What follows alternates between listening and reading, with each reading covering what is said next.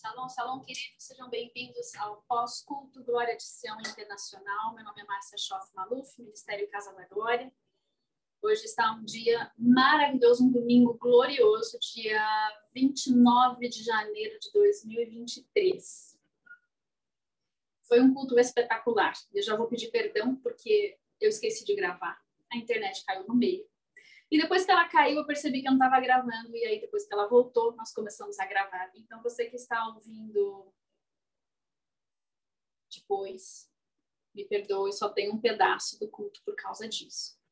E orem pela minha internet e pelos meus dispositivos, porque o técnico veio e a internet está ótima, aparentemente. Os meus dispositivos aqui estão caducando. Então, eles precisam de ressurreição, um sopro de vida, para que eles possam funcionar adequadamente. O tema do culto de hoje foi a revelação de Deus, aprendendo a discernir o que Deus está falando por meio da palavra profética. E o Robert falou muito sobre a profecia multidimensional, e aí ele entrou lá em Daniel 11, e em Mateus 24, Marcos 13 e Lucas 21, que são os textos da escatologia que nós estudamos no nosso seminário, todos eles, em grande profundidade. E aí ele trouxe a multidimensionalidade de vários cumprimentos do texto de Daniel 11, em 167 a.C., na revolta dos Macabeus, em 70 depois de Cristo, na destruição de Jerusalém, em algo que ainda está por vir na semana tribulacional, antes da segunda vinda de Cristo.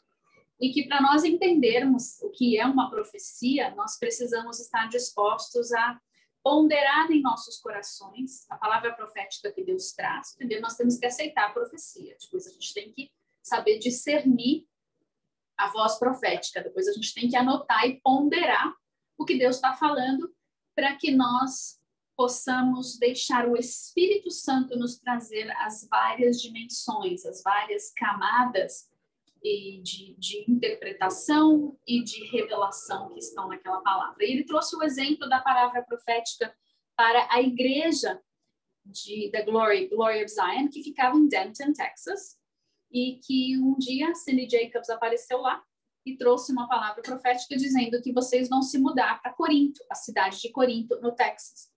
E então, muitos anos depois, né, era uma palavra bem extensa, eu acho que ela profetizou uns 20 minutos, sei lá, sempre tem umas profecias enormes, né? E o Robert trouxe uns pedaços só dessa profecia, que dizia a respeito ao ministério, o que aquele ministério seria. E aí depois, num ponderar da profecia, Robert, como bom mestre que é, foi buscar o que tinha a respeito de Corinto, onde a gente vê na Bíblia Corinto, né? Porque por acaso lá no Texas tem uma cidade com o nome de Corinto e era para onde Deus queria que eles fossem, então ele voltou na Bíblia para descobrir o que era Corinto nos tempos antigos, na antiguidade. E realmente Corinto era uma cidade depravada, conhecida por sua imoralidade. Nós conhecemos uma outra nação que é conhecida por sua depravação, sua corrupção, sua imoralidade sexual, que se manifesta num certo evento anual chamado Carnaval. Bem-vindo ao Brasil. Pois é.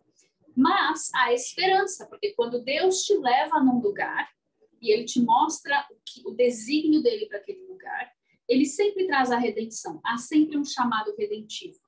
E ao pesquisar a respeito da cidade de Corinto no Texas e na Bíblia, chegou o momento em que eles descobriram, deixa eu ficar na Bíblia primeiro. Robert trouxe toda uma exposição sobre a cidade de Corinto. Ela era depravada, ela era conhecida por suas riquezas, ela era uma encruzilhada de nações. Ela tinha jogos que perdiam só para os Jogos Olímpicos da Grécia, né? E a cada 2 anos tinha jogos, tipo, os mais importantes. O que a gente tem aqui de mais importante no Brasil? Copa do Mundo de futebol. Então, a cada 2 anos tinha uns jogos e todo mundo ia para lá.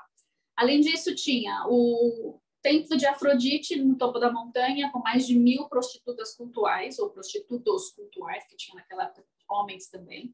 Tinha o templo de Poseidon, o templo de... Puxa, não anotei o nome deles, mas vários templos terríveis. Tudo de idolatria e feitiçaria e cultos pagãos. E era uma das maiores igrejas também, onde o Espírito Santo se manifestou de forma poderosa. E ali o Espírito Santo se manifestava com dons, com sinais, com maravilhas, e os dons do Espírito. Então, nós vemos na carta aos Coríntios, a primeira carta especialmente, um tratado de como você ser uma igreja bebê, que vem com todos os podres, porque as pessoas vêm do mundo podres, vêm todas como o testemunho da Linda, com monstros do pântano e gêmeos malignos, né? A personalidade dupla, o gêmeo bom e o gêmeo ruim. E todo mundo, quando vem para Jesus, depois tem que matar, crucificar o velho homem, senão o velho fica tentando brigar com o novo e a coisa não avança, né? Então, em Corinto, nós vemos que havia muito pecado na igreja. E aí o Roberts nos lembra, mas espera aí, a gente veio do mundo, então não dá para esperar que o cara se converteu hoje e ele está limpo amanhã. Ele foi um bêbado ontem e amanhã ele parou de beber. Isso acontece pelo sobrenatural de Deus, mas a maioria das pessoas passa por um processo de salvação. É um processo que a gente chama de santificação. Nós estamos trabalhando a nossa salvação diariamente, crucificando o velho homem diariamente, até que haja uma maturidade. Quando vem essa maturidade, você começa a ver os dons de Deus se manifestando. E a igreja sendo edificada por meio dos ministérios, dos chamados, dos dons e das operações que o Espírito Santo traz, né? A operação de dons, de fé, de curas e etc. E falando, né, disso, quando o Robert foi pesquisar a cidade de Corinto, no Texas, ele descobriu que nos primeiros 3 anos da fundação dessa cidade, ela se chamava Siló. E Siló era uma cidade em Efraim, em que foi o primeiro lugar, quando eles entraram na terra, em que o tabernáculo foi estabelecido. E ali ficou 400 anos. A adoração, a Arca da Aliança, o tabernáculo de Deus permaneceram ali em Israel, em Siló. E, aliás, se você for para Israel, é um lugar espetacular. Espetacular para você ir visitar. Um sítio arqueológico incrível, com espaço para fazer culto e tudo. Ao ar livre, naquele sol de rachar, mas é maravilhoso mesmo assim. Falando nisso, algumas pessoas me perguntaram se a gente vai para Israel esse ano, como ninguém se manifestou. A gente está falando já há alguns meses e ninguém falou nada, todo mundo fica super entusiasmado, ninguém fala onde está o lugar lá para eu assinar meu nome e começar a pagar. Custa, né? Então, a gente não sabe muito bem, essa viagem provavelmente não vai acontecer, tá? Mas só para você saber, se um dia você tem o desejo, você precisa pensar em como Deus vai te enviar e como ele vai pagar por isso. Se é ele que vai pagar, você precisa fazer pagamentos mensais, seja ele que deposite de nossa conta e você transfere, então não vai de graça, a não ser. Você entendeu o que eu quis dizer? Você pode até ir de graça, mas alguém vai pagar, então o dinheiro precisa chegar na conta. Então, só falando. Detalhes. Pegando o gancho do estado da igreja em Coríntios, dos Coríntios lá da Bíblia, eu quero voltar num momento aqui na adoração, em que foi uma transição, né? Em que a Linda, a esposa do Robert, chegou e falou e começou a dar um testemunho, porque Deus havia mostrado para ela que era tempo desse testemunho e que havia pessoas que precisavam matar o monstro do pântano. E a gente fala muito isso, né? É muito fácil a gente identificar os demônios nos outros. Difícil é a gente olhar no espelho e ver o que precisa ser tratado em nós. Eu me lembro quando Deus mostrou o espírito de Jezabel na minha vida, dentro da minha linhagem, e eu não sabia como se manifestava em mim. E foram 7 anos, eu acho. Foram 7 anos orando e jejuando e confessando e se arrependendo por associação, como Daniel, até Deus mostrar aonde estava em mim, no meu comportamento, o espírito de Jezabel, que estava amarrado lá na linhagem, na hereditariedade, para que pudesse eu ser liberta e ir lá na hereditariedade e arrancar aquilo para todos os que quisessem receber a libertação. Quem não quis a libertação, porque não quis aceitar que tinha, continua com o monstro do pântano lá e a dupla personalidade do gêmeo maligno, que não precisa acabar assim. Mas Deus nos deu livre-arbítrio. E sem arrependimento não há salvação e não há santificação. Não tem como. Tá? Só dizendo. E então, a Linda foi. E ela trouxe o testemunho de quando a Leanne, que é aquela loira que canta lá no fundo atrás dela, atrás lá, né, a Liane chegou para ela e falou assim, dentro de você tem um pote que vai transbordar com uma ira assassina. Na hora da tradução, eu falei somente, que era muito grande para falar, eu não sabia nem como traduzir aquilo, e eu traduzi como... Eu nem anotei aqui, mas a Linda falou do monstro do pântano lamacento e de uma ira assassina. E a Liane falava para ela, olha, tem uma ira assassina morando aí dentro. Tem uma ira assassina morando aí dentro. Aí Deus mostrou para ela que tinha um monstro do pântano morando ali. E aí um dia a Pam veio falar alguma coisa para ela e ela deu um pá na Pam. Sabe aquele clássico coice? Que todo mundo vê menos você? E aí quando alguém vem tentar falar, você estribucha de novo, não percebeu que estribuchou, porque está lá o negócio, a ira assassina. A Pam, com muita sabedoria e graça, não revidou, que a nossa vontade é devolver o coice, né? A Pam, talvez já tratada nessa época, porque quem mora com o Chuck tem que ser tratado nisso, não é possível, né? Porque também deve ser muito pontapé voador ali. Ela falou, não tem problema, a gente não precisa tratar disso agora. E aí ela volta para casa, conversa com o Chuck e fala, Chuck, eu acho que a Linda está pronta para o seu próximo passo na libertação. Então, isso ficou comigo muito forte. Aliás, não sei se era minha caneta para eu anotar isso, eu precisava anotar isso. Orar pelo próximo passo na libertação quando a pessoa estrebuchar. E mesmo quando você diz que estrebuchou, a pessoa não quer aceitar que estrebuchou, fazer o quê? Né? Às vezes já liga estrebuchando. O que você faz? Deus, eu te agradeço, porque essa pessoa já chegou no próximo passo para a libertação. Mostra para ela como ela deve proceder para identificar esse monstro do pântano, gêmeo, maligno, dupla personalidade, do podre, do velho homem que precisa morrer. Vamos matar o monstro do pântano. E aí, quando a gente matar o monstro do pântano, a gente vai primeiro esvaziar o pântano. E como que ela viu isso, né? Teve uma outra pessoa numa outra reunião que chegou, viu o pântano, viu o monstro subindo, olhando e descendo de novo. Não sei se foi ela que viu, mas ela entendeu nesse momento que o negócio era com ela e ela falou, Robert, amanhã você vai, eu não vou com você, tá? Porque eu vou tratar algumas coisas com Deus. Aí ela contou as visões, contou as palavras e o Robert perguntou, bem, você quer que eu fique com você? Ela falou, sim, você não vai querer ver isso. Tem momentos de libertação que são nossos com Deus, ninguém precisa ver. E ela falou que ela estrebuchou e quase manifestou, mas tratou. O importante é que nós venhamos a reconhecer. Não existe arrependimento sem reconhecer o pecado, sem reconhecer que existe algo a ser tratado. Se a gente está santo, perfeito, não tem nada para ser tratado, então não vai ter arrependimento também não vai ter libertação. Tem coisa que nunca vai andar. Não é o que a gente quer. E Deus está nos trazendo a uma nova estação. É um novo tempo. E isso na adoração foi falado. Na primeira coisa que o Chuck profetizou. Estamos numa nova jornada. E Deus vai usar a provisão do passado para preparar o caminho do nosso hoje para o nosso futuro. Deus fala assim, se você quiser que eu te guie, eu tenho provisão para você. Eu vou à sua frente, eu sou a sua retaguarda. Mas se você não quiser reconhecer o meu tratamento, não quiser que eu te guie, eu estou aqui esperando. Até passar o tempo. Passando esse, vai ter que esperar o próximo. Não entrou na terra agora, vai ter que esperar a próxima. Próxima rodada. Pode levar 1 ano, 2 ou 40.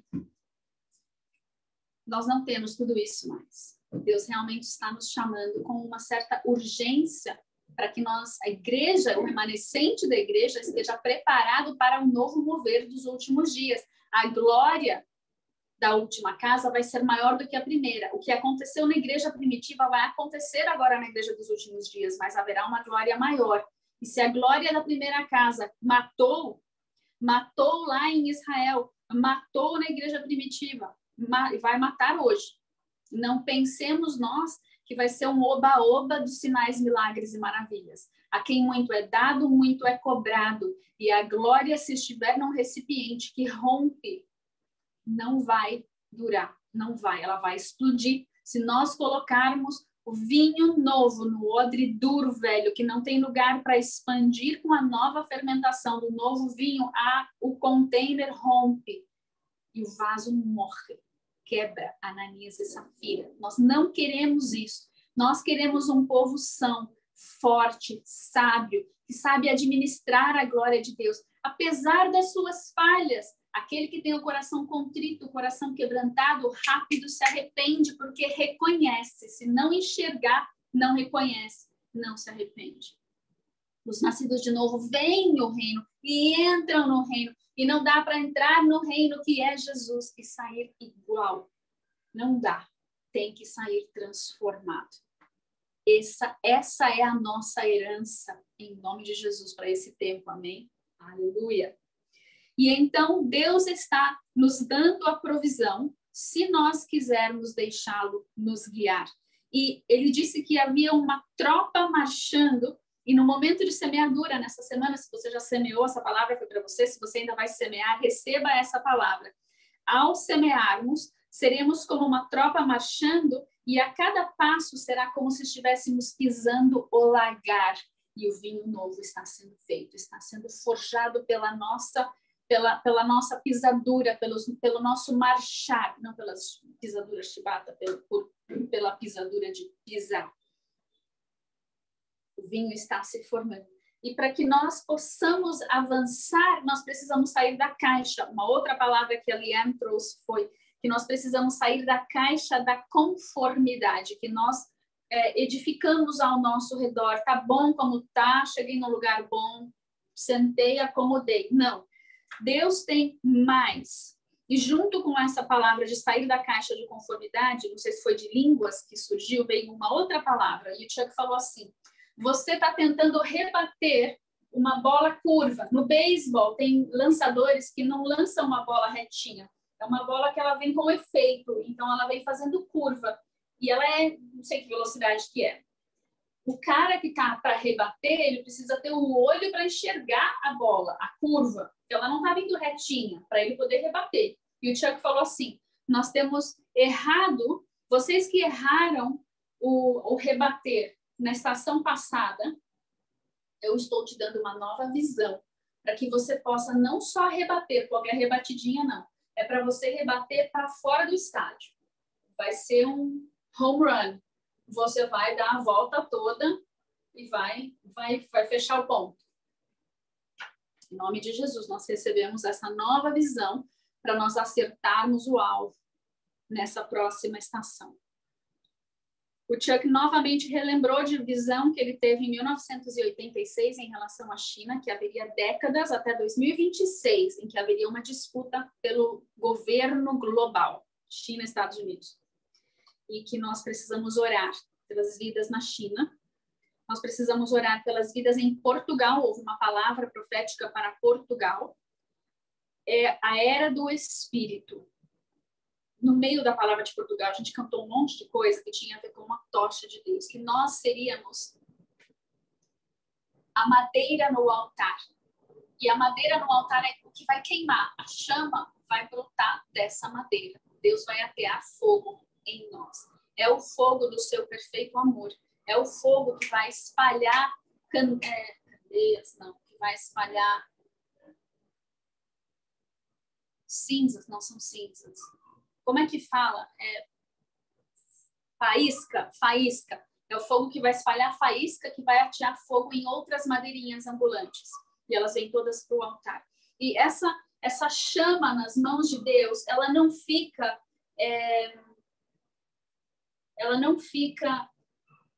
aqui na luz. Deus vai pegar essa chama para iluminar onde? No sol? Não, ele vai pegar essa chama que somos nós para iluminar as trevas. E então nós precisamos estar dispostos. Agora, gente, sem ter o perfeito amor e a compaixão e a misericórdia de Deus, nós não vamos deixar Deus nos levar nos lugares onde as vidas precisam.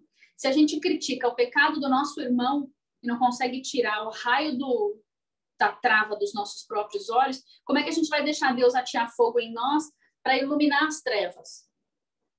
Nós precisamos deixar Deus nos usar.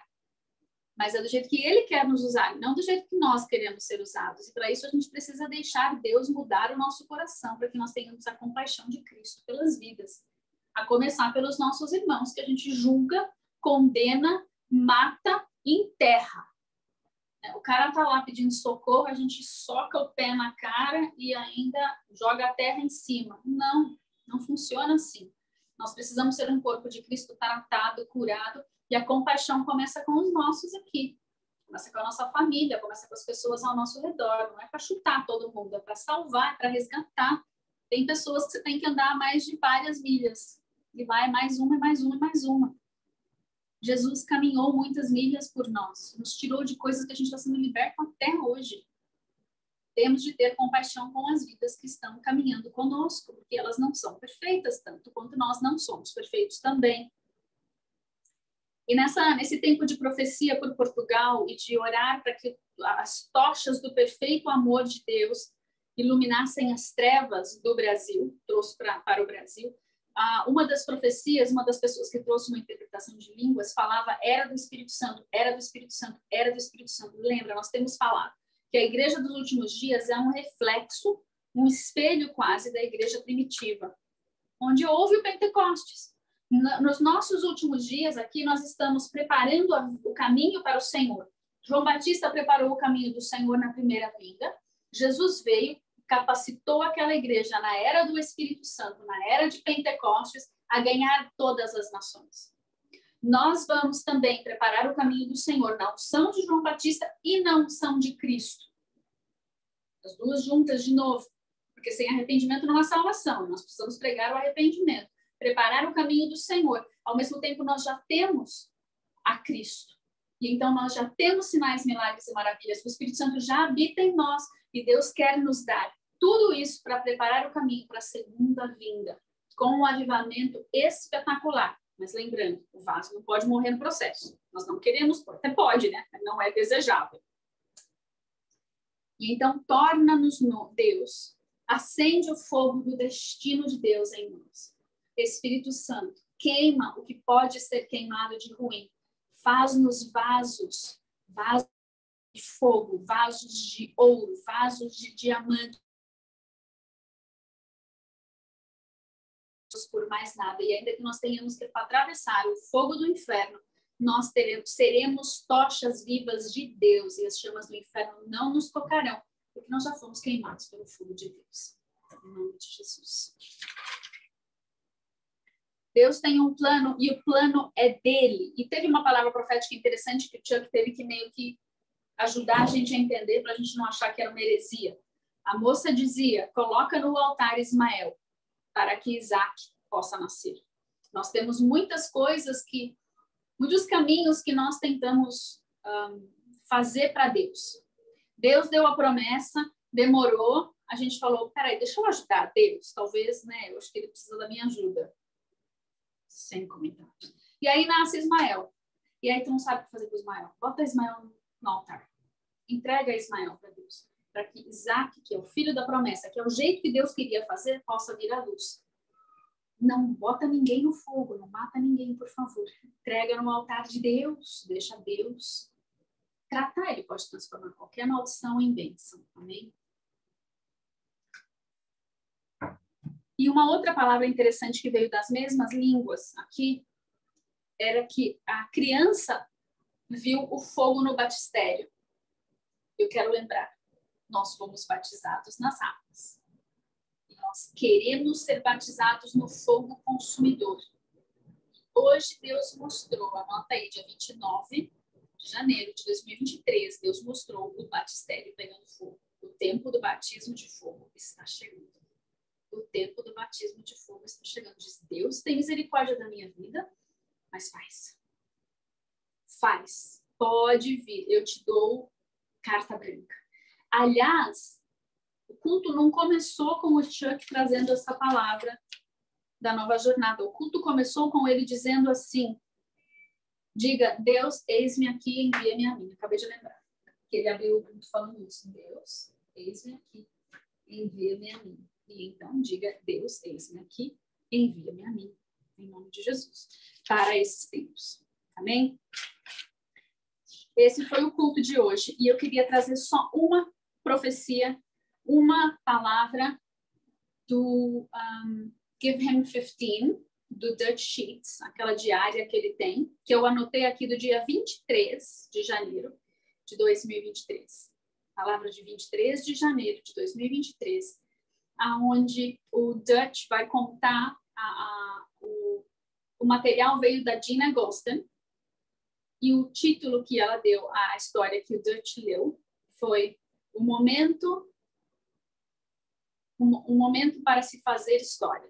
Faz sentido em português isso? Para fazer história? É um momento histórico. É um momento histórico. Vai ficar marcado na história. E ela começa assim: nós podemos fazer história ou nós podemos observar a história ser feita. Nós podemos fazer parte do momento histórico ou nós podemos apenas observar o momento histórico acontecer. Já escolheu o que você quer fazer aí? Você quer ser observador ou você quer ser participante? E ela diz assim, 2023, esse será um ano para os livros de história. Esse será um ano que marcará os livros de história do reino, né? Porque a gente está tão no fim já que só se marcar por uma década, e olhe lá. O despertar está chegando a muitos corações.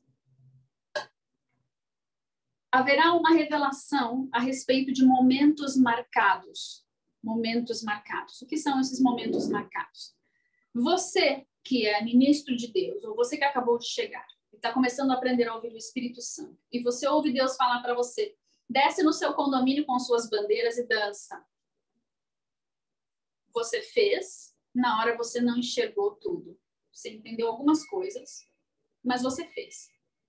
Talvez Deus fale para você, olha, você vai comprar uma passagem para o dia 25 de setembro, para o dia 16 de setembro, que foi a minha viagem lá em 2005, acho que foi as minhas aventuras com o papai, você vai comprar uma passagem nesse dia para tal lugar. E agora você vai orar pela data da volta, e agora você vai orar por outros passos dessa viagem. E você faz e você obedece, mas você nem sempre entende. Um tempo eu estava em Israel, estava em Jerusalém, e Deus falou assim, eu quero que você vá para Metula. Metula é um lugar ao norte de Israel, onde tem é a fronteira com o Líbano. Ok? E quando chegou a hora, eu fui, Deus falou, caminha, eu caminhei, botei a mão na cerca, orei, nem sei que ano foi isso, entre 2005 e 2008, por aí. E está registrado lá. Muitos de nós aqui fazemos atos proféticos pelo Brasil, você vai, Deus fala, vai ali, toca o chofar, ou você já tem o seu chofar na mala, na bolsa, quando você vai em algum lugar, Deus fala, tira e toca. Você nem pensa mais duas vezes, já está tão acostumado a passar vergonha, que você já tira, já toca, já guarda, faz cara de paisagem e sai andando. Muitos fizeram muitos atos proféticos em Israel, em outras nações, aqui no Brasil, e esses são momentos marcados, ok? São momentos em que Deus fala algo, você obedece, pega esse texto e lê. Estava na Nova Zelândia, Deus falou, pega o livro do Apocalipse, vai ali naquela pedra, lê ele inteiro em voz alta, lê ele para a Nova Zelândia. Agora vai lá na Austrália e faz igual. Agora vai lá em Israel e faz igual. Agora você vai lá na Bolívia, faz isso em espanhol. Ok? Entendi? Mais ou menos. Fiz? Fiz. Momento marcado. Nós temos, no nosso caminhar com Deus, eu estou vendo aqui na minha listinha de pessoas que estão me ouvindo, só tem gente que sabe fazer ato profético aqui, que já fez muito, que tem diários e diários e registros de atos proféticos, de fazer coisas estranhas, de falar com pessoas, de liberar palavras e coisas assim. Esses são atos isolados de obediência, parecem ser atos isolados de obediência. Deus te dá pecinhas de um quebra-cabeça, às vezes você olha para a pecinha do quebra-cabeça e você fala, legal. Nem posso imaginar qual é o quadro inteiro, qual é a ilustração completa disso. Mas Deus sabe. Então, ele mandou você executar isso. Você vai lá e guarda isso. Deus está montando um cenário. E ele consegue enxergar o quadro terminado. Entramos num momento da formação ou visibilidade do que Deus está montando. Algo se completou, 2023. Algo se completou. Entenderemos e apreciaremos os momentos marcados e a obediência cega. Tem gente que começa nessa jornada e, como não entende, alguém tira sarro, alguém chacota, a pessoa fala, vou parar, porque me confrontaram e eu não soube explicar. Logo deve ser da minha cabeça. Meu querido, quero dizer, não era da sua cabeça. Repreenda a voz. Você não nasceu para ser politicamente correto.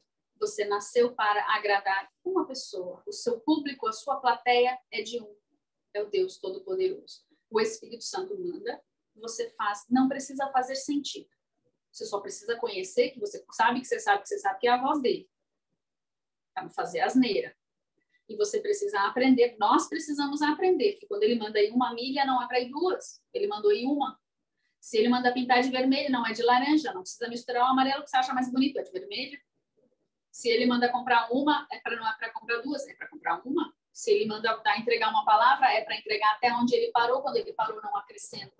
Porque isso tudo é treinamento para o avivamento dos estádios. O avivamento dos últimos dias, o avivamento da ceia. É um avivamento onde a glória é dele.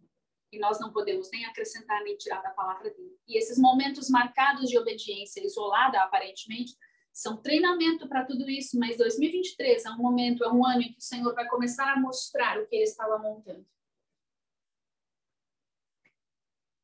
Os atos, às vezes, parecem ser irrelevantes, parecem não fazer sentido, parecem ser isolados naquele momento.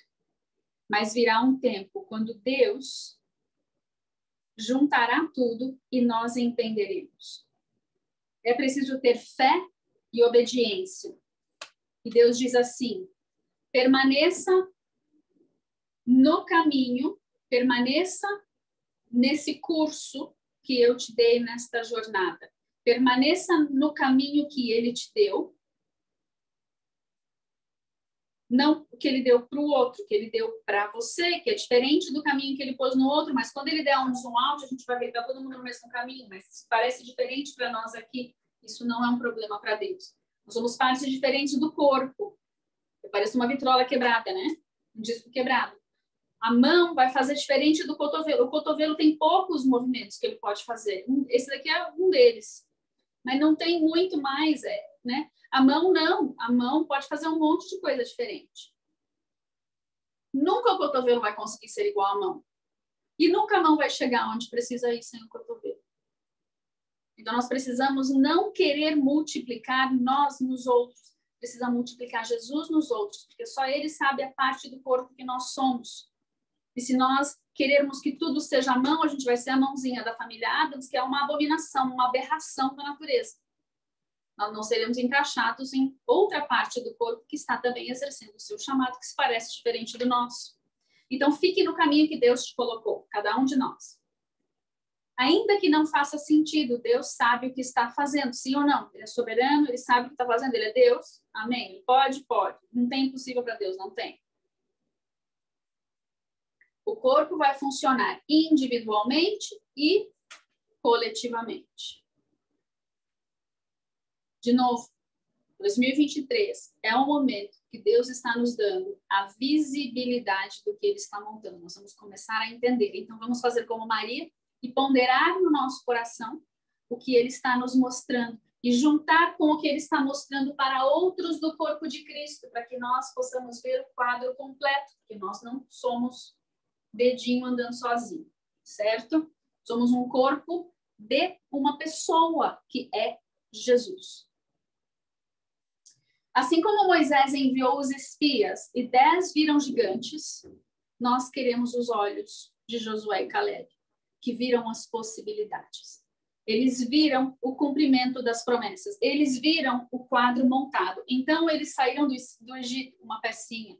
Eles tinham a história da aliança de Abraão, uma pecinha. Eles tinham a história da aliança de Noé, uma pecinha. Eles saíram e atravessaram o mar, pecinha. Eles tinham as pragas, pecinha. Eles tinham toda uma gama de coisas que aconteceu naqueles primeiros anos, ou naqueles primeiros 400 anos de história, ou aqueles primeiros 1000 anos de história, antes de Moisés. Depois eles tinham 1 ano, 2 anos ali no deserto, com água saindo da rocha, codorniz caindo do céu, pão caindo do céu, tudo isso. Quando Josué e Caleb viram todas as pecinhas, eles viram terra prometida, resultado da aliança que foi feita lá. Agora a gente vai aprender a guerrear, mas a gente vai aprender a guerrear não como a gente fazia antes. A gente vai aprender a guerrear confiando em Deus, porque Ele é o comandante dos exércitos e quem vai guerrear é Ele. Legal, dá para fazer? Dá. Os outros 10 espias olharam e falaram impossível, porque eles não montaram o quebra-cabeças. Então nós precisamos passar por um tempo agora de ponderar, para ver o que Deus estava montando. Para Josué e Caleb, eles viram que era tempo de fazer história. Houve um shift, houve uma mudança no espaço e no tempo. Era tempo de coragem, tempo de ação, tempo de possuir a terra. Quero dizer para você, agora, ontem eu recebi uma mensagem de uma das minhas intercessoras falando assim, houve uma mudança no tempo, houve uma mudança no espaço. Anota aí. 2023, algo está acontecendo. Há uma guinada que está acontecendo, uma mudança. Já não estamos vivendo na era anterior. Nós entramos numa nova era, seja lá o que for. Precisamos reconhecer para buscar ao Senhor como nos movermos nessa nova era. No culto de missões do dia 21, que infelizmente não foi gravado, o que Deus estava falando? Que missões hoje não são como missões dos últimos 50 anos, dos últimos 100 anos. Você vai jogar fora? Não. Tudo que você aprendeu, você vai agora deixar Deus adaptar, porque os tempos são outros, o público é outro, o pecado das nações é outro. As pessoas estão com uma lavagem cerebral de outro teor. As trevas estão se movimentando de outra maneira. Deus está fazendo diferente. Nós precisamos se encaixar no diferente de Deus. E nós não queremos perder o tempo da nossa visitação e esperar 40 anos no deserto, como tiveram de esperar Josué e Caleb. Não vamos fazer uma atrocidade dessas com as gerações. Amém? E aqui vem, então, a visão da Dina. A Dina diz assim, vi um desfiladeiro, uma ravina, um penhasco, um barranco, um precipício, um cânion. Então, ela viu que havia um espaço, um precipício do lado de lá, um precipício do lado de cá e que tinha no meio uma corda bamba. Mas do outro lado ela via caminhos de glória. E as pessoas, ela via na visão que as pessoas chegavam e... Só um pouquinho.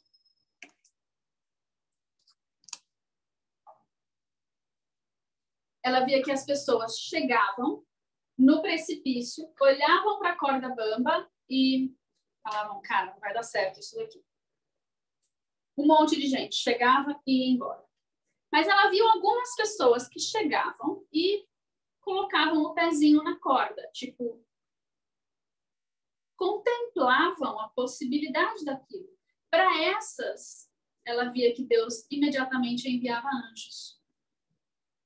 E os anjos ajudavam a atravessar. Mas precisou do quê? Precisou a pessoa encarar aquele medo e pela fé dizer, eu vou matar esse gigante. Deus pode me ajudar a atravessar e se eu cair, ele me pega. E se ele não me pegar, a vida é eterna. Precisou de uma coragem aí, precisou de fé. E Deus falava assim, não tenha medo, não temas. Então, somente ser forte e corajoso, não temas.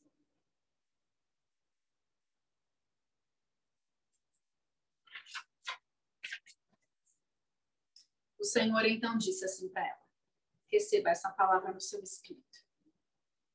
Esse é um momento crítico. Tua obediência no passado, de tudo aquilo que você fez, que eu te pedi para fazer e você obedeceu cegamente, Tua obediência no passado te trouxe a este momento e gerou a provisão para o teu futuro. Você deve escolher atravessar sobre o abismo. Eu forjei um caminho, mas ele requer que você confie completamente em mim. Os primeiros passos demandarão fé absoluta e muita coragem. Mas você logo perceberá que dei ordem aos meus anjos a teu respeito para te ajudar. Coloquei em ti o meu Espírito Santo. Ao ouvir a minha voz e obedecer, o caminho estreito não parecerá ser tão assustador. Quem escolher confiar em mim e não temer, encontrará a força e a destreza para atravessar por lugares estreitos e entrar no caminho cheio da minha glória manifesta. O caminho do avivamento dos últimos dias. Deus está dizendo ao remanescente que ousadamente seguirá confiando nele. Ou seja, o remanescente é aquele que ousadamente confia, segue e continua e não para. O culminar de tudo o que ouvimos, vimos, cremos e fizemos está prestes a se tornar a catapulta que nos lançará à maior comunhão, poder e eficácia.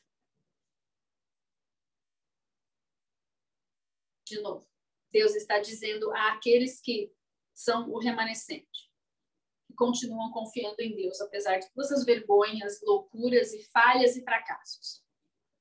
O culminar de tudo o que ouvimos e vimos e cremos e fizemos está prestes a se tornar a catapulta que nos lançará à maior comunhão, poder e eficácia no avivamento dos últimos dias.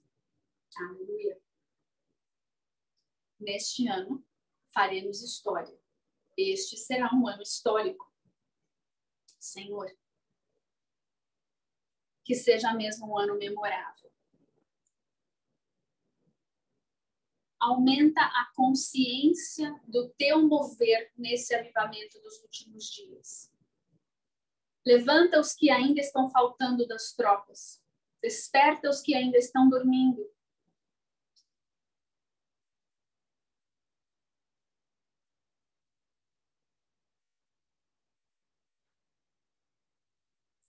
Mostra-nos as pecinhas se juntando para entendermos os tantos atos proféticos que o Senhor nos levou a fazer. E ainda que nós não consigamos ver onde o nosso pedacinho se encaixa, onde a nossa pecinha se encaixa, ajuda-nos a ver o quadro todo, para que nós possamos ser movidos por Ti, termos a Tua visão, a Tua perspectiva para o Teu mover e o avivamento neste ano.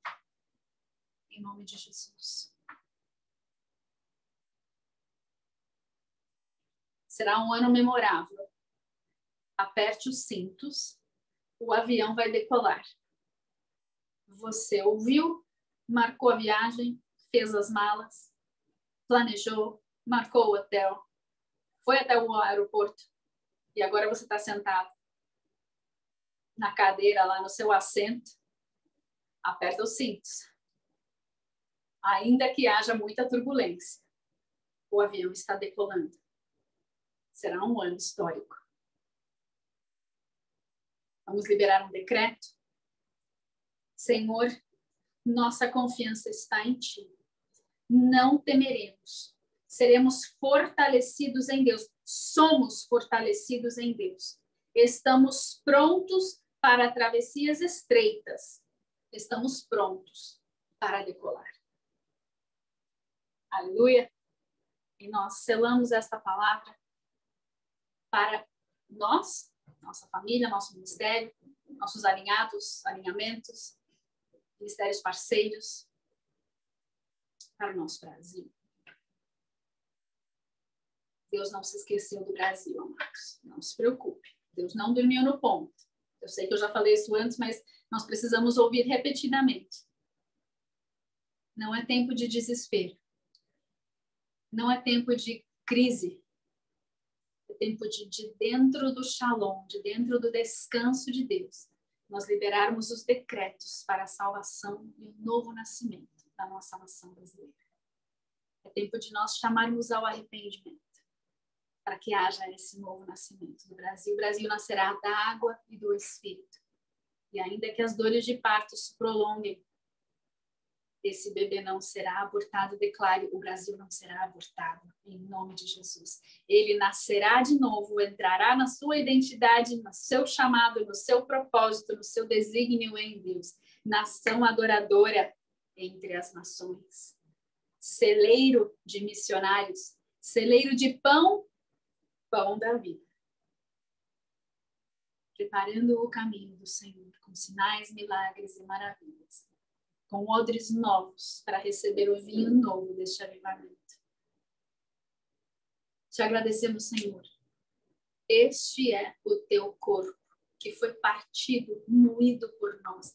O véu que se rasgou para que pudéssemos entrar na casa do Pai. Para que o nosso DNA fosse restaurado pelo teu sangue derramado naquela cruz. Nós comemos e bebemos de ti, Senhor. Pela cura do nosso corpo, alma, espírito, mente, coração, sentimentos, pensamentos e emoções, vontade, consciência, inconsciência, subconsciência, tudo, livre-arbítrio, tudo. Aliás, nós vamos estudar a respeito disso no próximo seminário, no dia 4 de fevereiro. Da onde viemos, corpo, alma, espírito, o que aconteceu conosco, para onde vamos, o que isso fez por nós. Comamos. Por entrarmos na família do Pai. Nós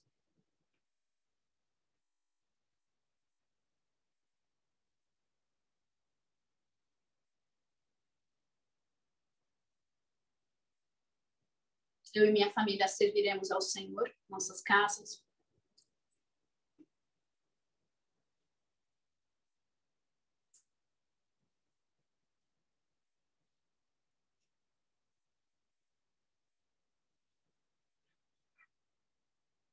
E nossa nação.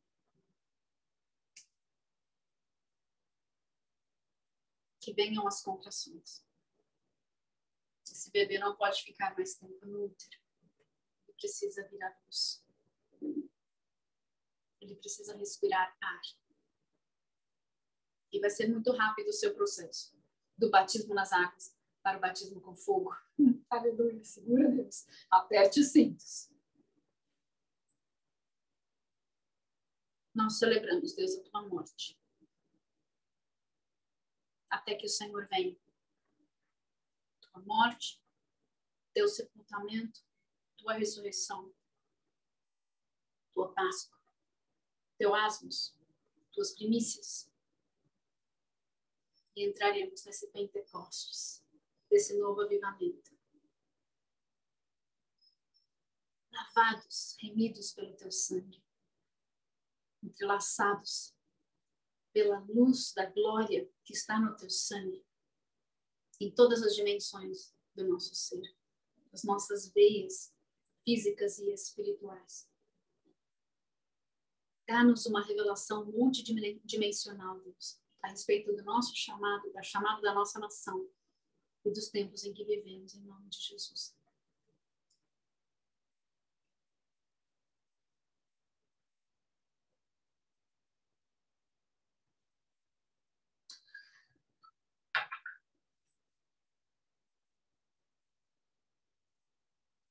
Não apertem os cintos.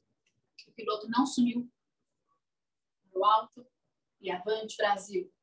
Aleluia. Para o alto e avante, Igreja de Cristo. Eu contei para vocês da última vez o sonho do gigante. Não contei por alto? Se eu não contei, depois vocês me dizem que eu providencio para vocês. Mas a igreja está levantando do seu berço esplêndido. E ela breve entrará no seu propósito para esses últimos dias, de preparar o caminho do Senhor. Amém? Amo vocês. Shalom, shalom.